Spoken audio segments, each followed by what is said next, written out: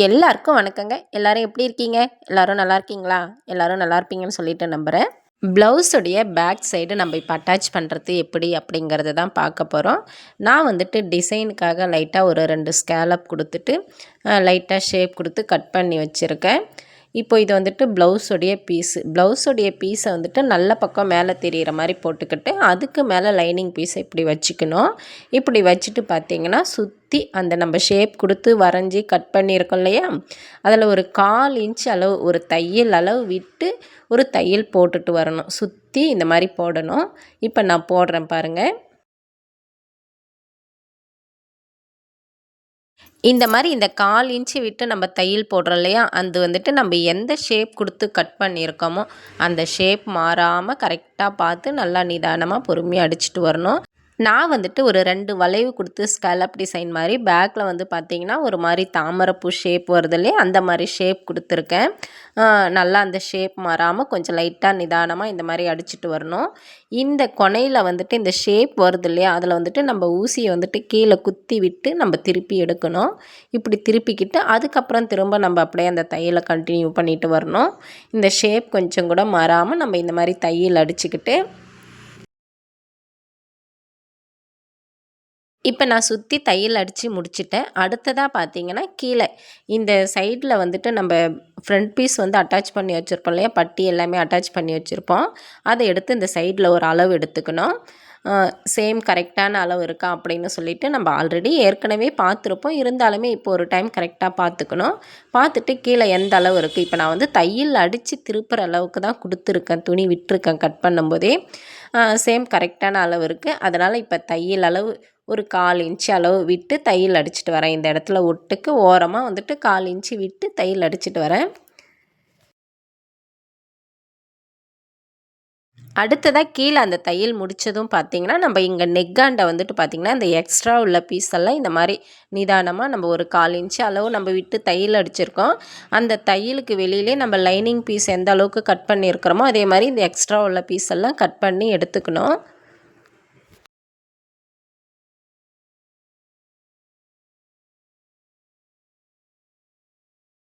இந்த மாதிரி கட் பண்ணி எடுத்ததுக்கப்புறம் இந்த வளைவு அப்புறம் இந்த ஷேப்பெல்லாம் வருது இல்லையா, இந்த மாதிரி ஷேப் அந்த தாமரைப்பூ ஷேப் லைட்டாக நல்லா அழகாக வருது இல்லையா, அது எல்லாமே நல்லா கரெக்டாக ஷேப்பாக வரணும்னா நம்ம சின்ன சின்னதாக இந்த மாதிரி அர்க்கட் பண்ணிக்கணும். இந்த அர்க்கட் பண்ணுறது வந்து பார்த்திங்கன்னா அந்த நம்ம தையலுக்கு உள்பக்கம் போகக்கூடாது. நம்ம போட்டிருக்க தையல் கட் ஆகாமல் இந்த வெளிப்பக்கமே பார்த்திங்கன்னா கரெக்டாக இந்த மாதிரி கட் பண்ணிக்கணும். இந்த ஷேப்புக்கு நான் கட் பண்ணியிருக்கேன் பாருங்கள். அந்த லைட்டாக அந்த ஷேப்பை வந்து கட் பண்ணியிருப்பேன். ஆனால் அந்த தையல் வந்துட்டு அப்படியே தான் இருக்கும். தையலை ஒட்டி வர மாதிரி கட் பண்ணிக்கணும் இந்த மாதிரி. அப்போ தான் ஷேப் வந்துட்டு கரெக்டாக வரும். இந்த மாதிரி கொஞ்சம் நிதானமாக கட் பண்ணி எடுத்துக்கலாம். அடுத்ததாக பார்த்திங்கன்னா இது அப்படியே நம்ம இந்த கையை வந்துட்டு இந்த மாதிரி உள்ளால விட்டு அப்படியே திருப்பி எடுத்துக்க போகிறோம். இப்போ நம்ம இந்த மாதிரி திருப்பி எடுத்துக்கலாம். இந்த மாதிரி திருப்பினதுக்கு அப்புறம் பார்த்திங்கன்னா இந்த ஷேப்பெல்லாம் கொடுத்துருக்க இல்லையா, அந்த ஷேப்பெல்லாம் லைட்டாக விரல் விட்டு விட்டு கரெக்டாக அந்த ஷேப்பை கரெக்டாக வர மாதிரி நம்ம சரி பண்ணி விட்டுக்கணும்.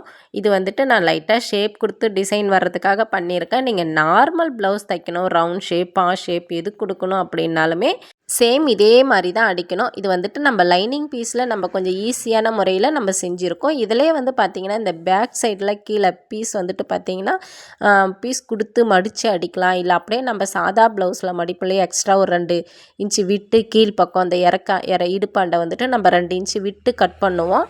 அப்போ அதே மாதிரி நம்ம அந்த 2 இன்ச்சு விட்டு கட் பண்ணி கூட நம்ம பீஸாலேயே வந்து மடித்தும் அடிக்கலாம். இல்லை இந்த மாதிரி தையல் அளவு விட்டு தையல் அடித்தும் இந்த மாதிரி திருப்பி எடுத்துக்கலாம். நெக்குக்கு அப்படி தான் பீஸ் கொடுத்து உள்ளால பக்கமாக நம்ம பீஸ் மடித்து விட்டு தையல் அடிக்கலாம். இல்லை இந்த மாதிரியும் பண்ணலாம். இது வந்து பார்த்திங்கன்னா அந்த பீஸ் கொடுக்கறது அதெல்லாம் கொஞ்சம் வேலை சேர்த்தாகும். இது ரொம்பவே ஈஸியாக முடியும். கொஞ்சம் டைம் மீதி ஆகும். அந்த ஷேப்பெல்லாம் கரெக்டாக எடுத்து முடிச்சுட்டு அதுக்கு மேலே நல்லா ஒட்டி பார்த்திங்கன்னா ஒரு தையல் போட்டுட்டு வரேன். தையல் போட்டு முடித்ததுக்கப்புறம் நம்ம லேஸ் வைக்கணும் அப்படின்னா லேஸ் வச்சுக்கலாம். இல்லை லேஸ் வேண்டாம் அப்படின்னாலும் அப்படியும் விட்டுறலாம். நான் வந்துட்டு இப்போ லேஸ் வைக்க போகிறேன்.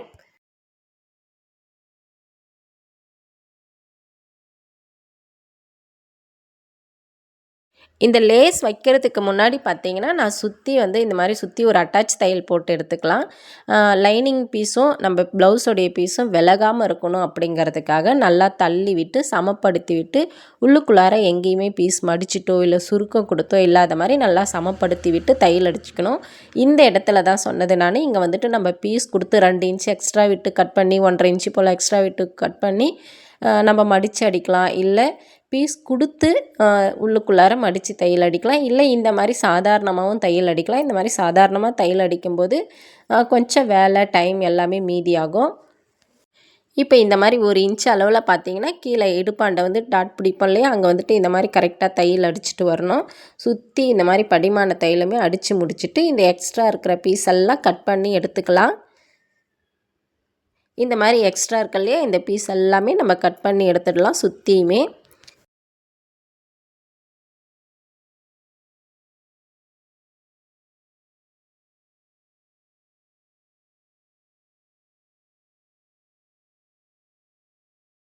இப்போ பேக் சைடோடைய வேலை முடிஞ்சதுங்க. இப்போ வந்து நம்ம ஃப்ரண்ட் சைடும் வந்துட்டு நம்ம இதே மாதிரி ஃபினிஷிங் பண்ணி வச்சுருப்போம் இல்லையா.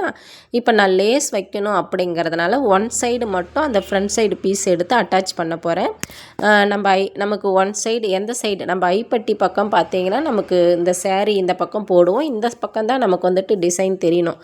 அப்படின்னும்போது இந்த ஐ பக்கம் இருக்கு இல்லையா, குக்கி பக்கம் விட்டுட்டு ஐ பக்கம் வந்துட்டு இந்த மாதிரி வச்சு நம்ம தையல் அடித்து நம்ம ஃப்ரண்ட் பீஸை வந்து ஜாயின் பண்ணிக்கலாம். பேக் சைடோடைய வேலை வந்துட்டு பார்த்திங்கன்னா இன்னும் நம்ம டாட் மட்டும் பிடிக்கணும். கீழே வந்து ஒரு 3 இன்ச்சு லென்த்து விட்டு நம்ம டாட் பிடிப்போம் இல்லையா, அது ப்ளவுஸ் ஃபினிஷிங் முடிஞ்சதுக்கப்புறம் லாஸ்ட்டாக இடுப்பு சுற்றளவு பார்த்துட்டு அதுக்கப்புறமா அந்த டாட் வந்து பிடிச்சிக்கலாம். இப்போ நான் ஒன் சைடு அந்த ஃப்ரண்ட் பீஸ் எடுத்து ஜாயின் பண்ணிவிட்டு அடுத்ததான் நான் வந்துட்டு லேஸ் வைக்க ஸ்டார்ட் பண்ணிட்டேன். லேஸ் வைக்க வேண்டாம் அப்படின்னு பார்த்தேன். அந்த ஸ்கேலப்புக்கு வந்து லேஸ் இல்லாமல் இருந்தால் பார்க்குறதுக்கு கொஞ்சம் லுக்காக இருக்கும். ஒரு மணி மட்டும் வச்சு விட்டுறலாம் அப்படின்னு பார்த்தேன். இருந்தாலும் இன்னும் கொஞ்சம் கிராண்டாக தெரியுமே அப்படிங்கிறதுக்காக லேஸ் வைக்க சொன்னாங்க. அதனால் லேஸ் வச்சிட்ருக்கேன்.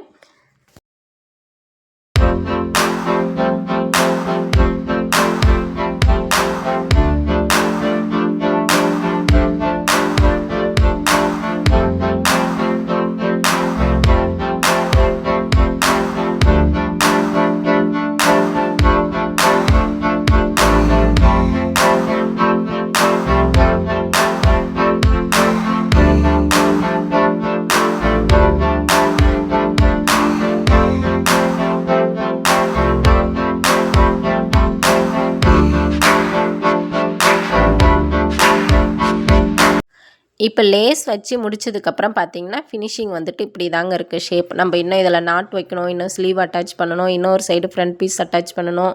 இது எல்லாமே முடிச்சுட்டு நம்ம சைடு அட்டாச் பண்ணி அளவெல்லாம் கரெக்டாக இருக்கா அப்படின்னு பார்த்தோம்னா தான் ப்ளவுஸுடைய வேலையே முடிஞ்சதாக அர்த்தம். இப்போ இதுதான் வந்து பஃப் ஸ்லீவ் தான் வச்சுருக்கேன், லைட்டாக பஃப் கொடுத்துருக்கேன். அடுத்தடுத்த வீடியோவில் இன்னும் சைடு அட்டாச் பண்ணுறது, இன்னும் ஃப்ரண்ட் பீஸ் அட்டாச் பண்ணுறது, இந்த மாதிரி ஒரு சில வேலையெல்லாம் நம்ம தனித்தனி வீடியோவாக பார்ப்போம். நம்மளுடைய வீடியோ பிடிச்சிருந்தால் லைக் பண்ணி ஷேர் பண்ணி தொடர்ந்து சப்போர்ட் பண்ணுங்கள்.